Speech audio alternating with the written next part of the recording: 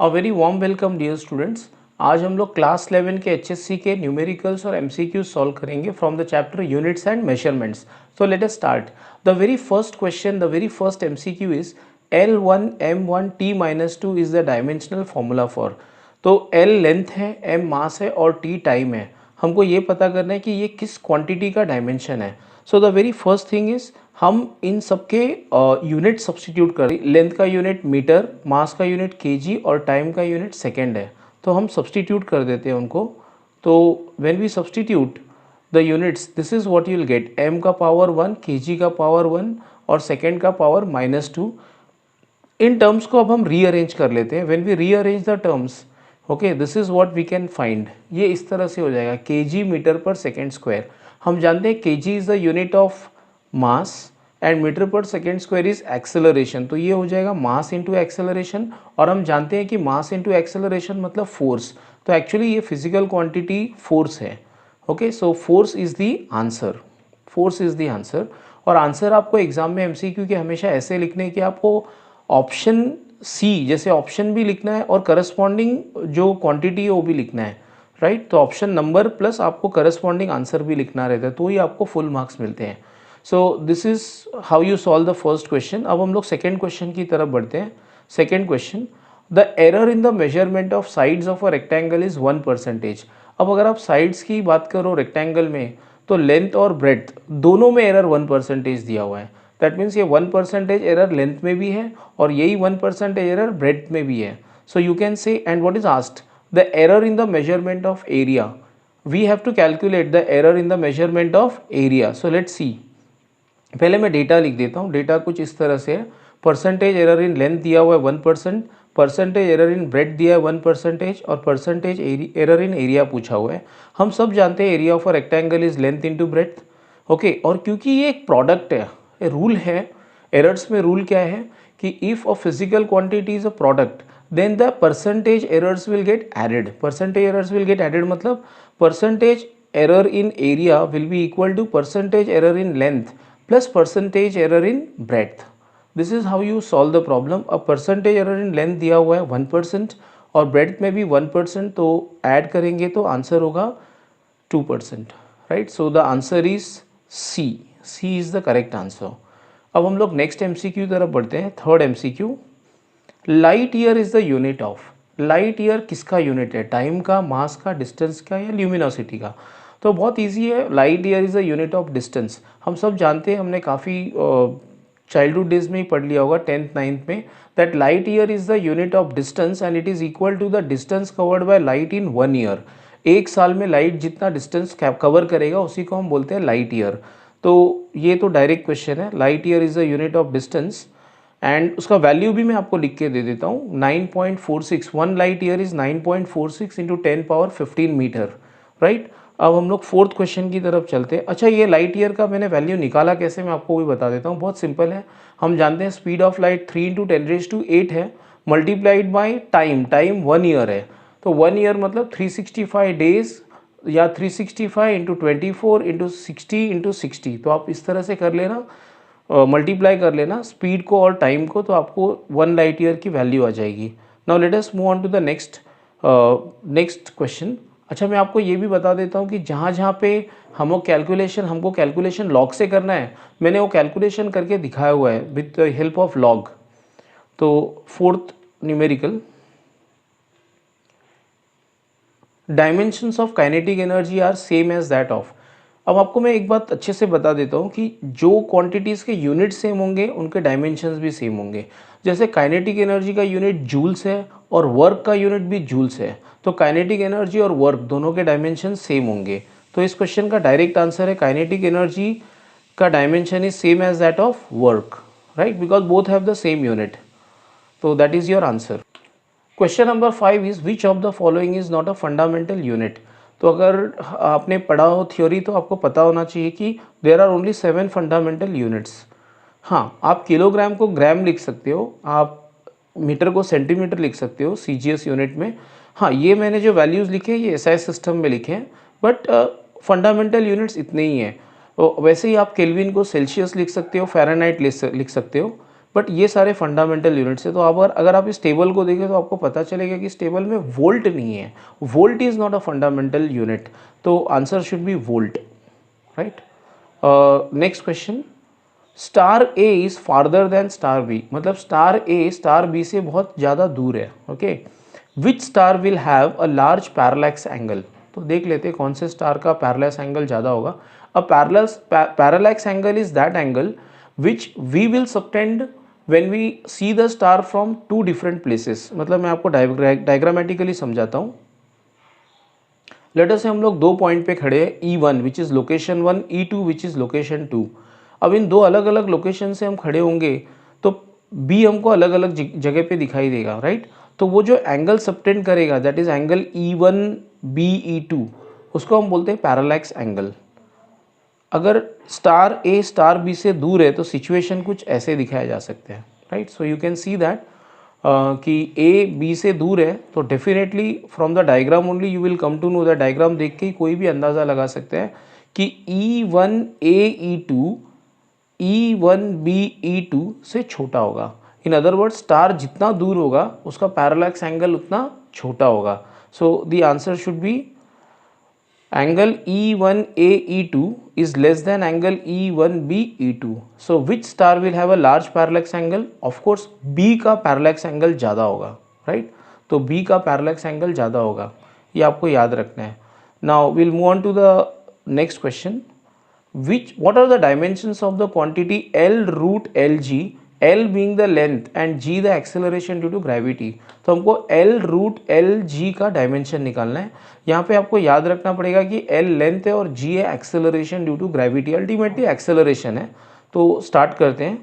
We want to calculate L root Lg। अब length का dimension है L1 और एक्सेलरेशन का डायमेंशन होगा L1 t-2, तो मैं सब्सटीट्यूट कर देता हूँ। अब आप देखो ये L1 L1 L2 हो जाएगा और t-2, करेक्ट।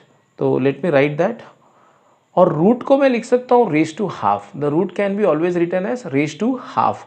तो अगर हम इसको सॉल्व करें तो ये 2 और ये 2 कैंसिल हो जाएगा और ये 2 और ये t का जो 2 है पावर वो भी कैंसिल हो जाएगा। So your final answer will be like this, cancel कर लेते हैं।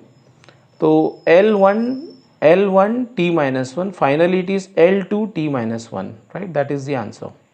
तो ये आपका फाइनल आंसर है, correct. Now let us move to the third question. Okay, third question, fourth question theoretical है तो वो मैंने सॉल्व नहीं किया है, मैं सिर्फ न्यूमेरिकल सॉल्व कर रहा हूँ इस पर्टिकुलर लेक्चर में। Derive the formula for kinetic energy of a particle having mass m and velocity v using dimensional analysis. मतलब हमको इस क्वेश्चन का आंसर निकाला है यूजिंग डायमेंशनल एनालिसिस। मतलब काइनेटिक एनर्जी का मास और वेलोसिटी से क्या रिलेशन है।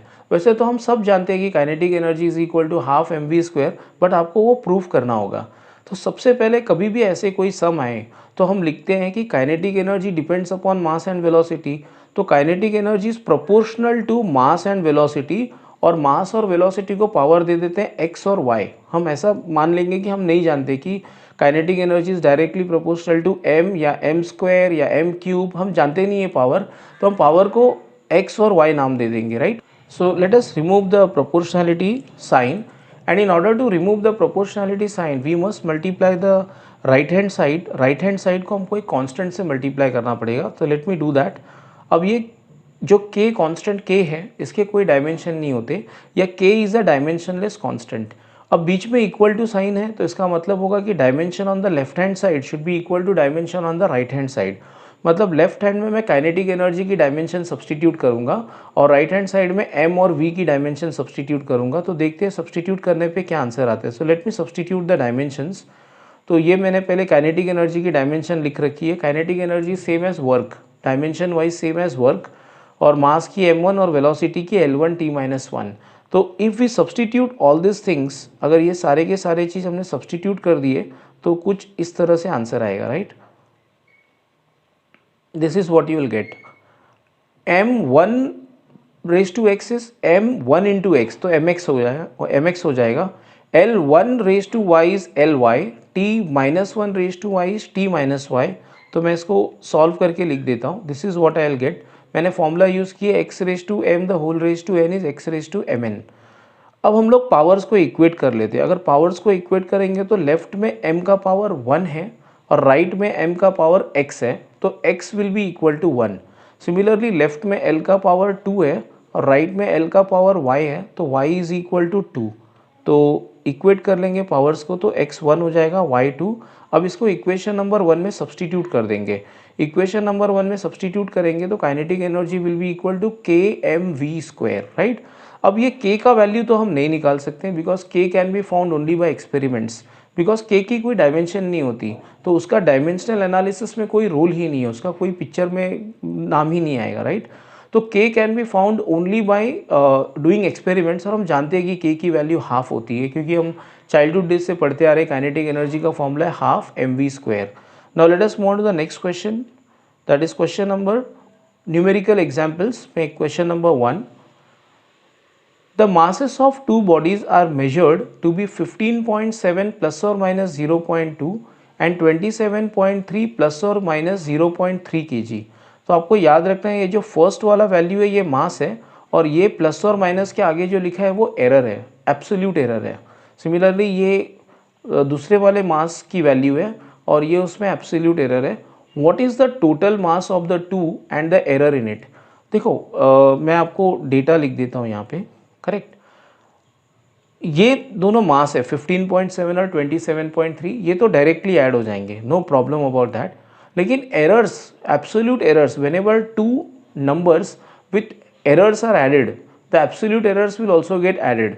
Whenever two numbers with errors are subtracted then also the absolute errors are added. ये रूल है एब्सोल्यूट एरर्स का, आपको याद रखना है कि जब भी हम दो नंबर्स को ऐड करें जिनमें एरर्स हो, ओके, एब्सोल्यूट एरर्स हो, तो ऐड करने पे भी एब्सोल्यूट एरर्स ऐड हो जाते हैं और सब्ट्रैक्ट करने पे भी एब्सोल्यूट एरर्स को ऐड किया जाता है, ये आपको याद रखना है, ठीक है।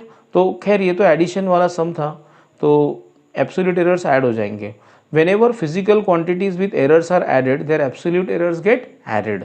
तो इस क्वेश्चन का आंसर होगा ये 15.7 और 27.3 तो ऐड होंगे ही, साथ में ये एरर्स भी ऐड होंगे, तो 0.2 प्लस 0.3 0.5 आ जाएगा, राइट। तो ये हमारा फाइनल आंसर है। तो हमारा टोटल मास होगा 43 kg और हमारा एरर इन मास होगा 0.5 kg, करेक्ट। सो ये हमारा आंसर है। अब हम लोग नेक्स्ट क्वेश्चन की तरफ बढ़ते हैं, question number 2। Question number 2 is the distance travelled bye an object in time 100 plus or minus 1 second is 5.2 plus or minus 0.1 metre. What is the speed and its error। तो फिर एक बार आपको याद रखना है कि ये जो 100 दिया हुआ है वो टाइम है, प्लस और माइनस 1 टाइम में एरर है, 5.2 is distance and 0.1 is nothing but the error in measurement of distance. What is the speed and error. Speed का सीधा सीधा पहले मैं डेटा लिख लेता हूँ, तो डेटा कुछ इस तरह से है। अब देखो स्पीड तो हम डायरेक्टली निकाल सकते हैं। What is speed, speed is equal to distance upon time. तो स्पीड में तो कोई प्रॉब्लम नहीं आएगी। स्पीड मैंने लिख लिया अलग से कि t 100 है, डेल्टा t 1 सेकेंड है, ओके। सो पहले स्पीड निकालते हैं। Speed is equal to distance upon time. ये डिस्टेंस आपको 5.2 दी हुई है और टाइम 100 दिया हुआ है, तो बस आप डिवाइड कर लो, आपको आंसर आ जाएगा। This is the answer for speed. अब हमको एरर निकालना है, ठीक है। अब देखो speed is equal to distance upon time, मतलब एक रेशो है या एक डिवीजन है। सो डिवीजन और मल्टीप्लिकेशन में एरर निकालने का रूल है कि व्हेनेवर इट्स अ डिवीजन और a multiplication and we want to find out error, then always relative errors will get added और percentage errors will get added. जब भी मैं फिर एक बार रिपीट कर देता हूँ कि कभी भी हम अगर एक डिवीजन वाले क्वांटिटी में या मल्टीप्लिकेशन वाले क्वांटिटी में एरर फाइंड करना चाहें तो always which errors will get added, always the which errors will get added, the relative errors or the percentage errors will get added। तो इस क्वेश्चन में एक्चुअली पूछना चाहिए था, क्वेश्चन में करेक्शन है, what is the speed and its relative error. Okay, तो let us see how do we find relative error. मैंने आपको बोला था कि अगर कोई भी क्वांटिटी डिवीजन या मल्टीप्लिकेशन टाइप हो तो उसमें रिलेटिव एरर या परसेंटेज एरर ऐड हो जाते हैं, तो मैं रिलेटिव एरर्स ऐड करूंगा। रिलेटिव एरर का फॉर्मूला है डेल्टा v बाई वी। अगर डिस्टेंस में फाइंड करना है तो डेल्टा एस बाय एस, और टाइम में फाइंड करना है तो डेल्टा टी बाई टी। तो हमको पूछा जाना चाहिए था क्वेश्चन में व्हाट इज़ द स्पीड, जो हम निकाल चुके हैं ऑलरेडी, एंड सेकेंड क्वेश्चन पूछना चाहिए था what is the relative error. तो ये करेक्शन आप याद रखना, right. Now let us move ahead. तो हम लोग स्टार्ट करते हैं। In division and multiplication relative errors will get added, ठीक है। तो delta V by V will be equal to delta S by S plus delta T by T. अब delta S दिया हुआ है हमको, डेल्टा टी भी दिया हुआ है, और टी और एस भी हम जानते हैं, तो हम सब्सटीट्यूट कर लेंगे तो अपने आप आंसर आ जाएगा, ठीक है। तो देख लेते हैं। सो जहाँ पे भी लॉग कैलकुलेशन है मैंने ऑलरेडी की हुई है। अब जिस स्टूडेंट को लॉग नहीं आता, मैं उनके लिए बताना चाहता हूँ कि मैंने लॉग की वीडियो अपलोड कर दी है बहुत पहले, 1 साल पहले ही अपलोड कर दी थी, तो आप चेक कर लेना उसमें। और आपको ढूंढना है ऐसे कि log calculation by professor Ram Sharma, तो आपको मिल जाएगा उसमें, राइट। तो let us see what is the answer. तो इस क्वेश्चन का आंसर है 0.02922। This is the final answer, 0.02922, correct. Next third question की तरफ चलते हैं। An electron with charge E enters a uniform magnetic field B with a velocity V, यहाँ पे velocity V, with a velocity V, the velocity is perpendicular to the magnetic field, the force on the charge E is given by F is equal to BeV, obtain the dimensions of B bar। तो B की dimension निकालनी है और formula दिया हुआ है F is equal to BeV। तो काफ़ी इजी क्वेश्चन है, तो let us solve. F is equal to EVB, मतलब B equal to F upon EV। अब फोर्स की डायमेंशन है, आपको याद रखनी है M1L1 T-2। फोर्स की डायमेंशन M1L1 T-2। चार्ज की डायमेंशन है करंट इंटू टाइम, तो I1 T1, और वेलोसिटी की डायमेंशन है L1 T-1। तो सबके डायमेंशन सब्सटीट्यूट कर देते हैं यहाँ पे, और मैंने लिखी हुई है सबकी डायमेंशंस यहाँ पे, और सब्सटीट्यूट करने पे हमको आंसर आ जाएगा, राइट। तो मैंने कैलकुलेशन दिखा दिया इसमें, ये हमारा आंसर है। मैग्नेटिक इंडक्शन का dimension will be M1L0 T-2 I-1, ठीक है। तो फोर्थ क्वेश्चन की तरफ चलते हैं। द फोर्थ क्वेश्चन इज, अब ये क्वेश्चन थोड़ा टफ है, आपको थोड़ा सोचना पड़ेगा इसमें, देखते हैं। A large ball 2 metre in radius is made up of rope of square cross section with edge length 4 millimetre. मतलब एक बॉल है जो बहुत सारे वायर से बना हुआ है, हर एक वायर का क्रॉस सेक्शन एक स्क्वायर है, और उस स्क्वायर का साइड 4 mm है। Neglecting the air gaps in the ball, what is the total length of the rope to the nearest order of magnitude. तो देखते हैं इस सम को कैसे सॉल्व कर सकते हैं, अच्छा सम है काफ़ी। लेट अस सी। पहले तो मैं आपको विजुअलाइज करवा देता हूँ कि एक्चुअली क्वेश्चन में पूछा क्या है। सो एक बॉल बना लेते हैं। देखो ये बॉल जो है ये वायर से बना हुआ है पूरे, ठीक है। तो this ball is completely made up of what, it is made up of wires, और हर एक वायर अपने आप, इसका रेडियस हम जानते हैं, इसका रेडियस दिया हुआ है, रेडियस 2 मीटर दिया हुआ है, ठीक है। तो ऑफ कोर्स हम इसका वॉल्यूम भी जानते हैं, volume is 4/3 πr³ for a sphere. अच्छा, ये वायर बना किससे है, ये वायर बना किससे, ये वायर एक, देखो इस तरह के ये बॉल इस तरह के वायर से बना हुआ है, जिसका एरिया एक स्क्वायर है। स्क्वायर का एरिया कैसे निकालते हैं, L स्क्वायर, दैट इज 4 × 4, तो 16 मिलीमीटर स्क्वायर, जिसको मैं चेंज करके मीटर स्क्वायर में कन्वर्ट कर देता हूँ। 16 × 10⁻³ मीटर द होल स्क्वायर, ये आएगा आंसर कन्वर्जन का, राइट।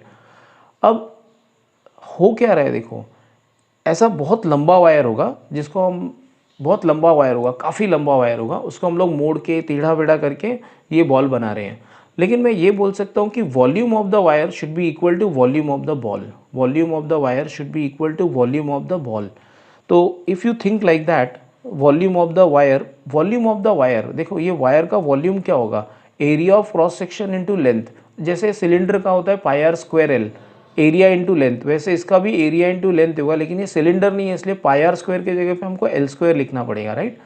सो या साइड स्क्वायर लिखना पड़ेगा। तो वो एरिया तो हम ऑलरेडी निकाल चुके हैं इसका, स्क्वायर का। तो volume of the wire is area into length, और क्योंकि इसी वायर से ये बॉल बना हुआ है, so I should be able to write the volume of the sphere should be equal to volume of the wire. तो अब ये काफ़ी लंबा है, उसका लेंथ हमें ढूंढना है, राइट।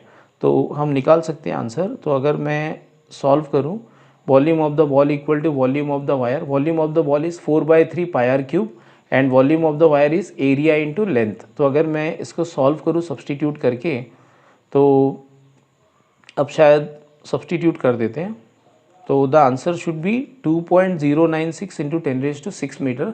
आप आंसर को मीटर में ही छोड़ सकते हो, या अगर आपको गवर्नमेंट बुक के साथ मैच करवानी है तो आप आगे भी चल सकते हो, राइट। ऐसे ऑर्डर ऑफ मैग्नीट्यूड इज 10⁶। अब ऑर्डर ऑफ मैग्नीट्यूड के लिए भी एक वीडियो बनाया है मैंने, order of magnitude significant figures के लिए भी एक वीडियो है, काफ़ी आपको ढूंढना पड़ेगा।